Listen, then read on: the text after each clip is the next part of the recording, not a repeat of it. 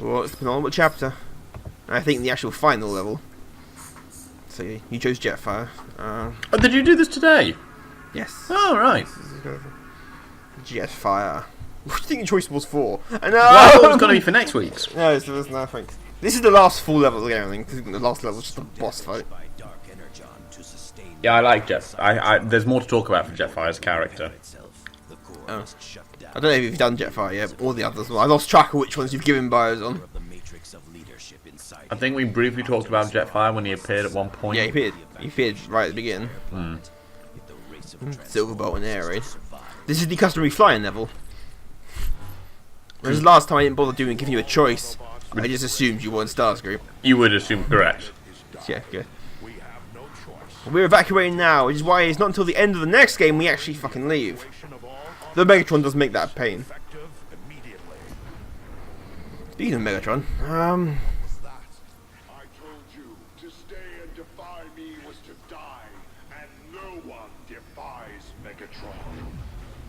Bloody hell. with his purple laser. Ready your soldiers. We need that gun offline now. Sorry, what I told you, Black. What do you want there? Silverbolt looked like he was not paying attention. Like, sorry, what? Up Prime, I was not paying attention. Oh, dramatic fly. You really need some kind of 80s power ballad here. It's flying, so it should be a danger zone, shouldn't it? Yeah, that'd work. That's what? Kenny Kenny- Rogers? Kenny Loggins? Kenny Loggins. There is no film more homoerotic than Top Gun. Well, someone's dead. Hang on, what about Brokeback Mountain? Okay, in the 80s there was no more film Right, homoerotic thank you than- very much for quantifying it a little bit. But I feel it's so homoerotic. Still safe.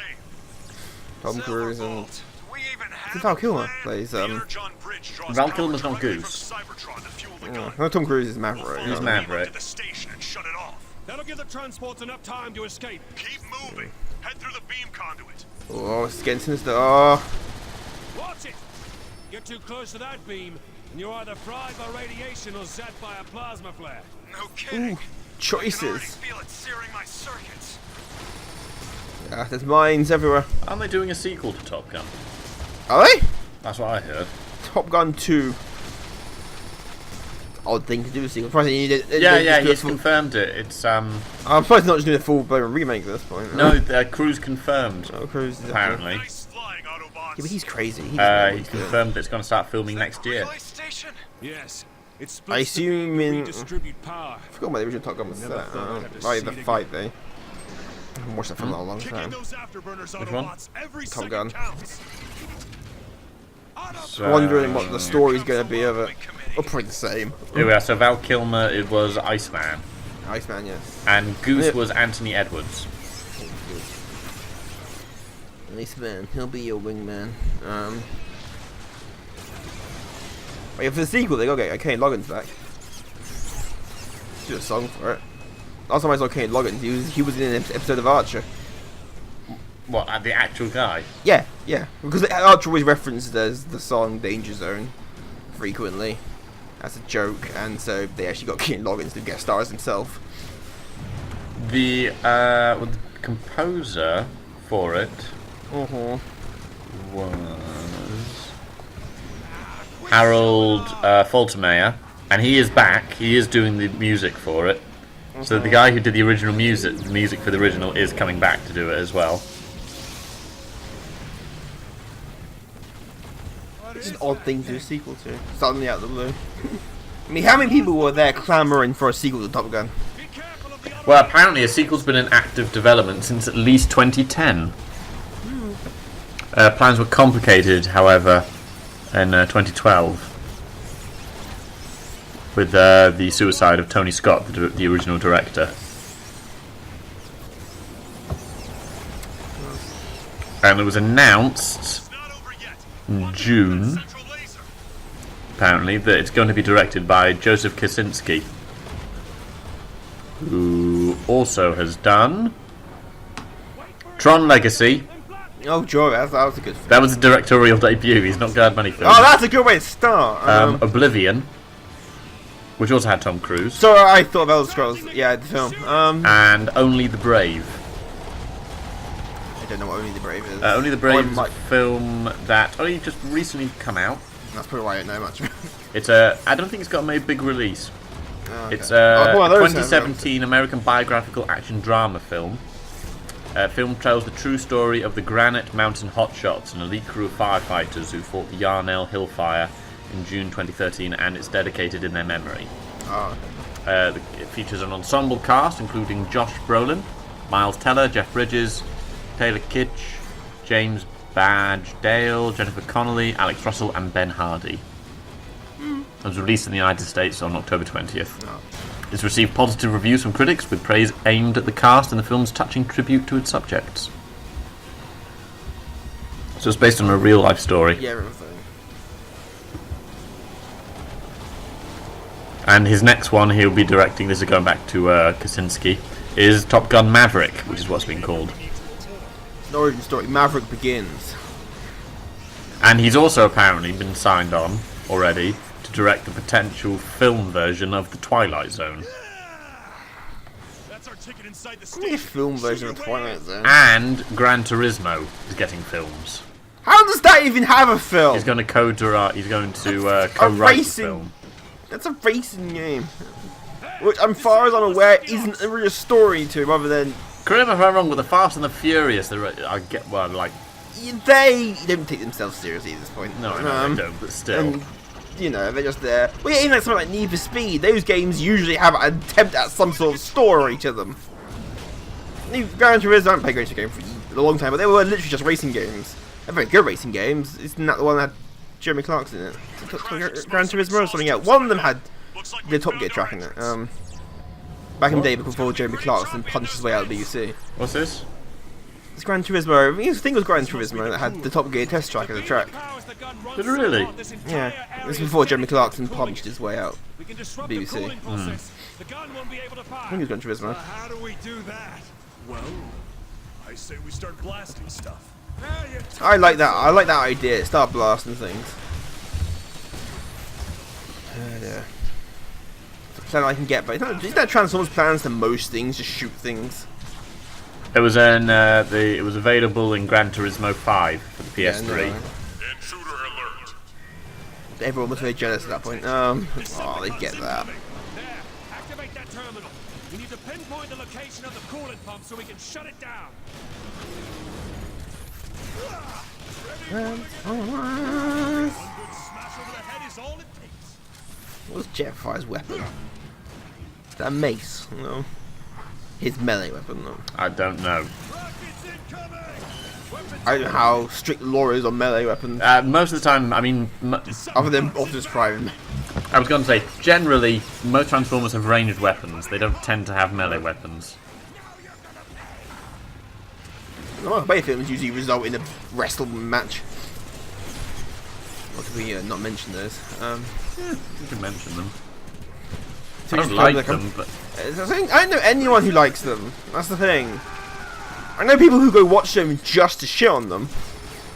You know, they know it's going to be bad, and they go in because it's going to be bad. yeah, I mean, I'm one of these people who says even if I don't like something, it's not like I say they don't exist.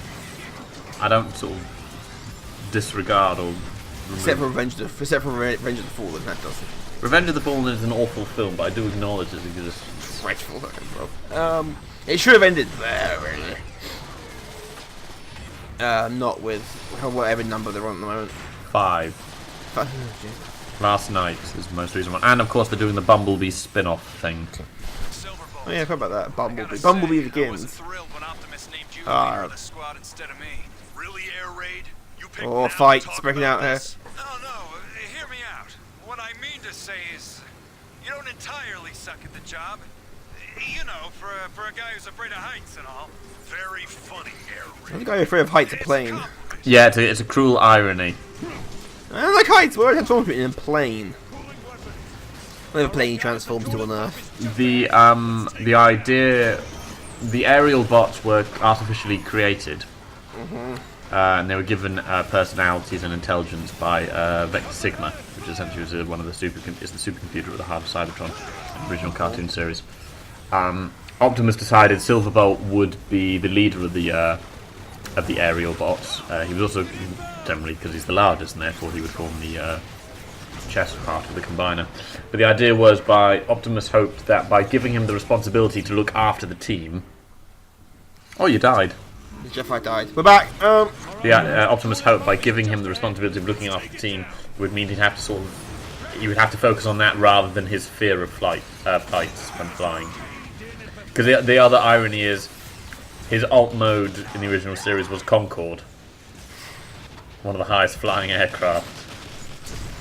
The only crew of it was a space shuttle. No, it's an aerial bot. He's not a spaceship. It's a completely different thing. But Air Raid was a member of the aerial bots as well.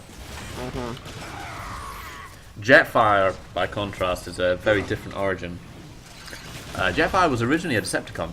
I gathered that from the beginning of this game where he was with Starscream on the... Yeah, and then he went no and left. Yeah, essentially that's what happened in the original as well. They were, before the war... Back in the day before the war. Both of them were scientists, and essentially they were very close. They essentially were best friends. Starscream started to become more and more interested in the Decepticons, but in the original cartoon series, Jetfire sort of disappeared on a scientific mission. And he was found sort of in a frozen block of ice, essentially. By the then he became Captain America. By the Decepticons. They unfroze him, and of course Starscream was there. And of course he says, "Well, my friend's here. My friend's with you guys." But then after he saw kind of what they were doing, he sort of changed sides. He realised this isn't the side I want. I agree with. The side I want to be on. Starscream doesn't strike me as the kind of person who has friends. Starscream doesn't strike me as the kind of person who has friends. No, but he has minions, but he doesn't have friends. No. He and Jetfire were close. I mean, admittedly, again, a part of me comes from my comment a little bit on. The G1 cartoon is a cartoon. It's aimed at kids. It's got a big cast. So characters tend to sort of be made very two-dimensional. And Starscream is very two-dimensional. The G1 cartoon elements like that. What I like is the IDW comics, the ongoing comic series for it, which adds a huge amount of depth to all the characters. Every single character's got great depth to them. Even if you don't look at them very much, they have got sort of a forethought. There's a three-dimensional. They're not just sort of like they do this. That's it. That's their role. They're not Deus Machina kind of stuff. They don't kind of just serve a perfunctory plot role. Why do they do it? Plot. They do it because there's a reason for it. There's a back history to it. The character actually has a genuine personality. Which I quite like. Starscream's got a really good arc at the minute. Starscream's got a really good arc since they kind of returned to Cybertron. Megatron's had a great story arc as well. His has come to an end now. But he's had a great arc as well. Optimus Prime is still going through his as well. He's had numerous great ones. Has he died yet? No. Several times. Yes and no. Not dead, but he was sort of defeated and sort of in a coma. The Superman idea. He's not dead, he's in a regenerative coma. It's complicated. So was Superman. When he died. Bumblebee's dead. No! Yeah, Bumblebee's dead. He's a ghost now that haunts Starscream. But that was Starscream that was the ghost. No. Bumblebee is now, legitimately, he's actually dead. I say he is a ghost. The only no one knows if it genuinely is Bumblebee. But the character of Bumblebee is still in the comics, but now essentially he's either a figment of Starscream's imagination, but he continues to haunt him. Because Starscream is now the ruler of Cybertron. This is it. Democratically elected. You've got the control straight Wow. ahead. Yeah, I know. I love Starscream. Starscream in that in particular has got a great character arc. I really like that for him. All this time, you've come home. Megatron had a great arc as well. He became a How does pacifist. he know you? Seriously? I can't imagine Megatron being... Yeah, well, I say that. It was the idea of he wanted to do well, but he didn't want to kill anymore. So he would be aggressive, and he would fight, but the whole point of him was that he wasn't... violence wasn't his first instinct. Because that's the other thing with the comics. You get the idea of he is a strategist, he is a tactician, and if you can do something to win without necessarily sort of needless violence, shall I put it this way. Megatron smash! Yeah. He was clever. And you can also see what he's a bit more sort of, you can see kind of what drives him a bit more. Sort of his ideology.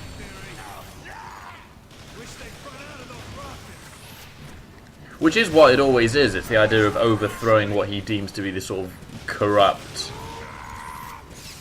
regime. There's always the Senate. Is the whole reason why this thing happens in the first place. The Decepticon So he's uprising. forming the Galactic Empire, is what you're saying. Yeah. The closer analogy is actually sort of Trotsky in the Russian Revolution. Okay. Because they even make reference to it. It's the whole idea of he is essentially a revolutionary. Viva la Revolution. Yeah. I don't know what the Russian equivalent of that is. See, Russia has the equivalent of Viva la Revolution. I don't know. Only Russians are here.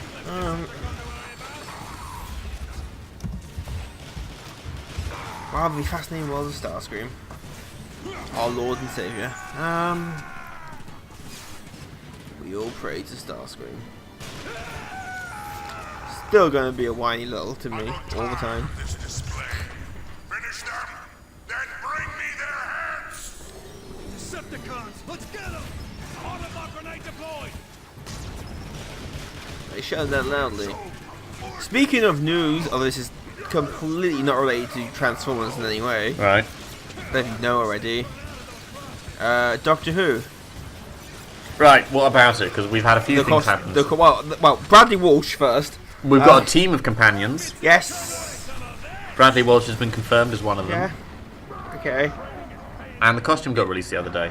The costume. And a new TARDIS, but the costume. Yeah. Well, we only know the exterior of the TARDIS has changed. Yeah. We can presume the interior will as well. But that's unconfirmed. What did you make of the new costume? I quite like it. It reminded me of kind of half Colin Baker. And, It's got quite a lot of sort of throwback and sort Yeah. of references in it, Oh, which I quite like as well. Mm. I quite like it.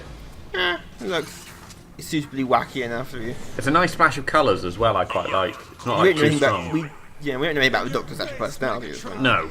We just have a costume. We don't know how it relates to.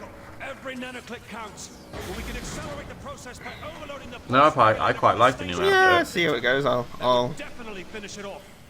see.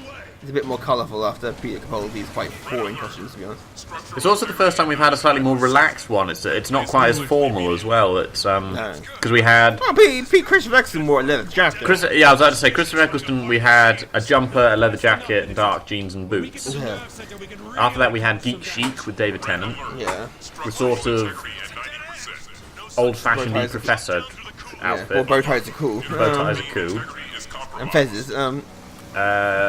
Peter Capaldi. Peter Capaldi's gone through some interesting ones. Yeah. He's gone from sort of a no-tie long coat to sometimes the hoodie with it as well. Find the Autobots immediately. But this one feels kind of.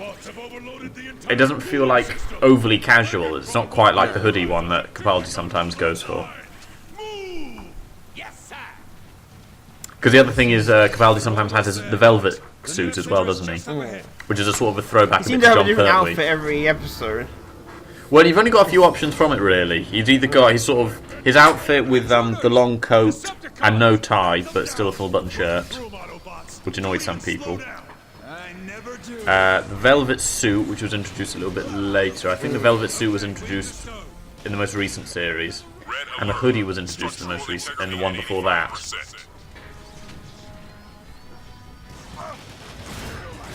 But I liked all the costumes. I've never had a problem with the Doctor's outfit. No, a little bit. Well, Colin Baker's coat. We're going back to classic Who. It just who thought that was a good idea? And Peter Davison's celery. There was a reason for that in the plot, wasn't there? Yes, there was a reason, but celery. But even Colin Baker said that wasn't the outfit he wanted. The No. outfit he wanted. I don't know actually how was- much say they get on. I don't think they get much. Like how much on the Doctor's when a new Doctor comes, how much of their personality are they allowed to? Well, I know input with on. Matt Smith, they essentially what they did was they went to the costume department with him and they tried lots of variations on things until they found one they liked. Because some photos, I think they posted some photos up later of him in different outfits. One of them is actually very like Sherlock. Before they kind of decided that's the one we want to go with. So the costume designer's there, I think. It's so streamlined. Give me a second. Until they Just don't formally know how decide, yeah, that's the one we like. That one captures it a bit more. Because the personality of the Doctor sort of...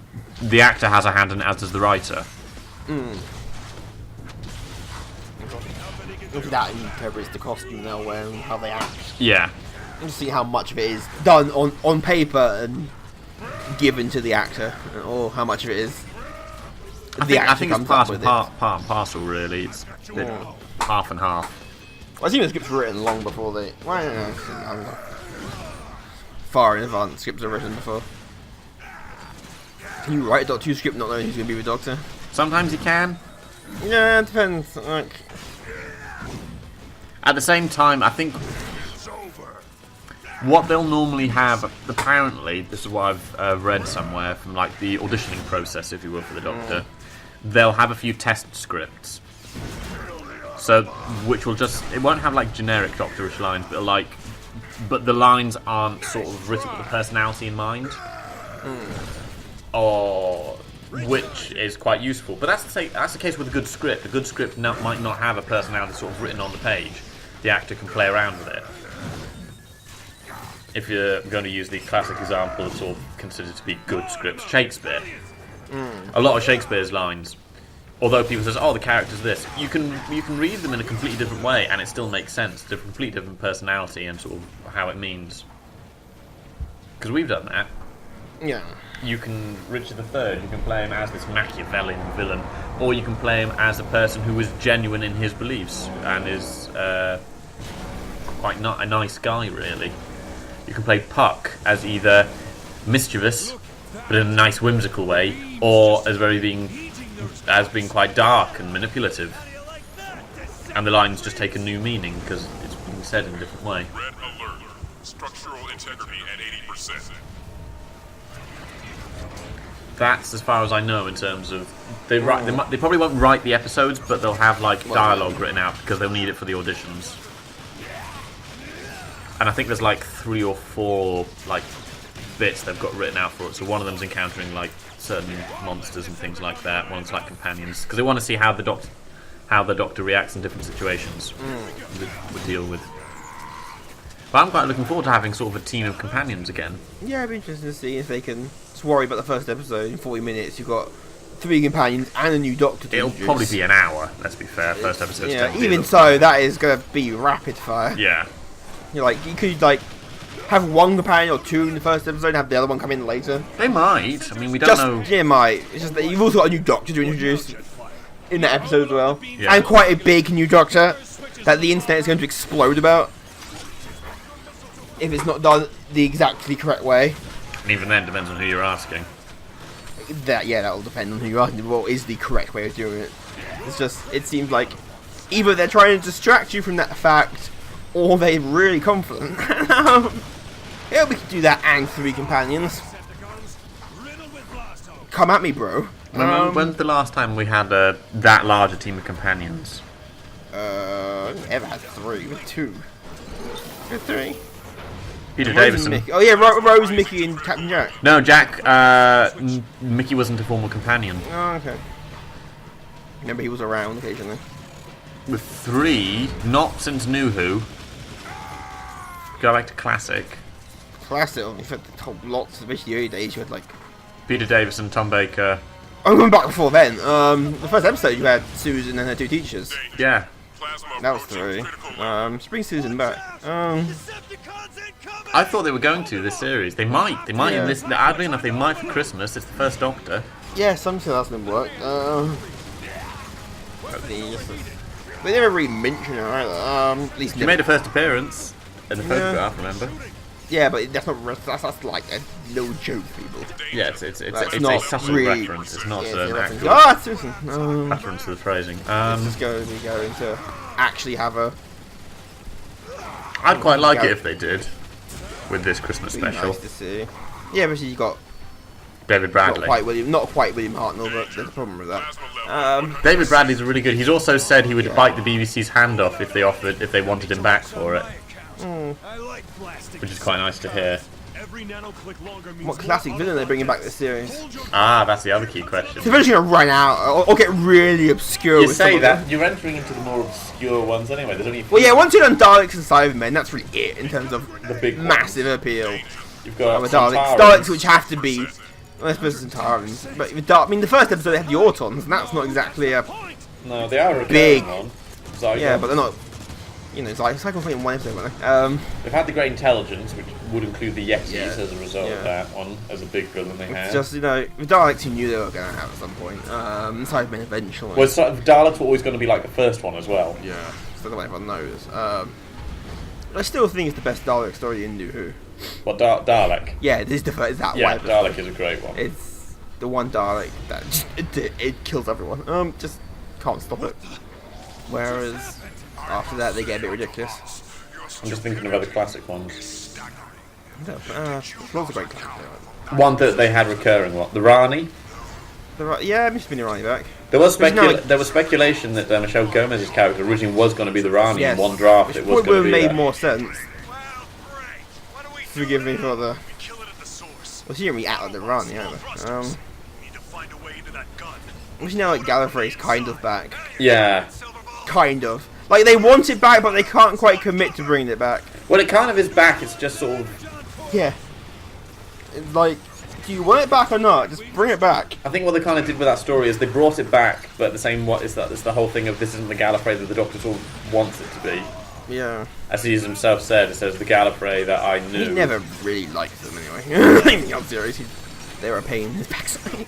Well, occasionally. It was But it also resolves that whole thing of the whole Time War Gallifrey was lost, but it's kind of back. Wait. Which enables them to bring in the Time Lords if and when they want. Because to be Yeah. fair, the Time Lords weren't heavily involved in the plotline in the classic series No. all that often anyway. They had moments where they were a major part of a story arc, but they weren't sort of a constant thing. No, it's a I think Patrick Troughton's the first time they were directly seen. Yeah, that's Patrick Troughton's last episode where they force him. where they to force regenerate. him to regenerate for his And he ends crimes. up as John Pertwee. And in colour. And in colour. And he oh my god, they regenerates made so colour! hard, it worked. Yeah, he hit colour. And then they exiled him to Earth because of the budget. Yeah. I actually like a lot of those Earth stories. Mainly because of the Brigadier. Oh, Brigadier, I missed. Just permanently annoyed and bemused. At the same Brigadier time. was wonderful. Okay, that's fair. I'm just... Brigadier. He was brilliant. Such an English gentleman. Perpetually, yeah, it was always bemused but slightly annoyed. Yeah. Irritated by all these alien things. Like, I did like Brigadier. he was in lots of those outside. Like, you wouldn't all went to Justin McCoy. Yes, he was in a lot. And of course, by the end, he wasn't a Brigadier anymore. That's the whole thing. No. Grounded. Take aim at the planet's surface. And he was in the Sarah Jane Adventures. Iacon City. Oh. He was in one of the later episodes of the Sarah Jane Adventures as well.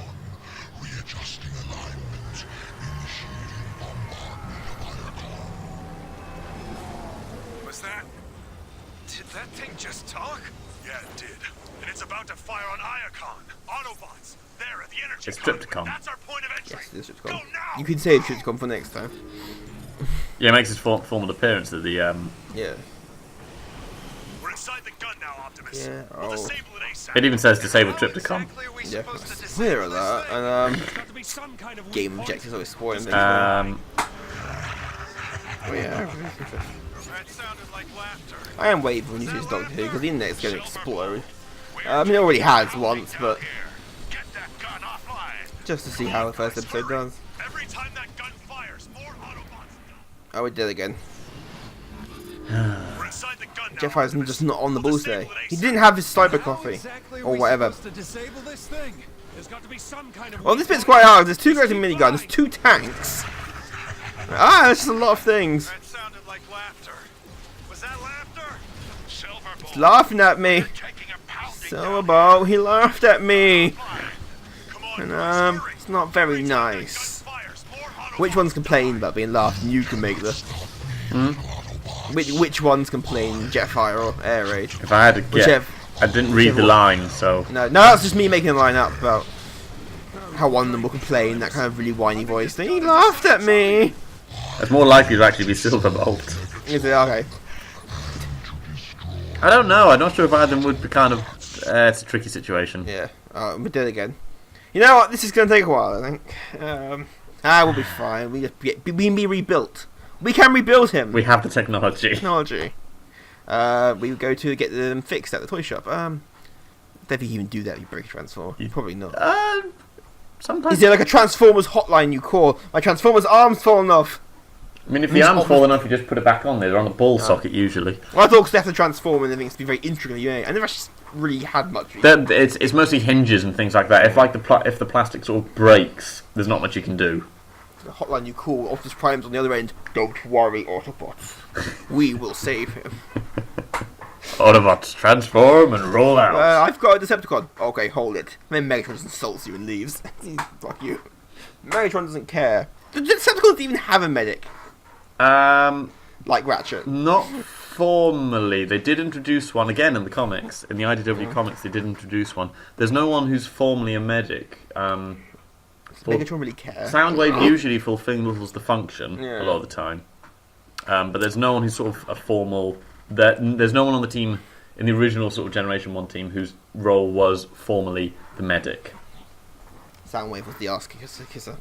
Soundwave was considered to be one of the smartest, and he was also kind of the most capable.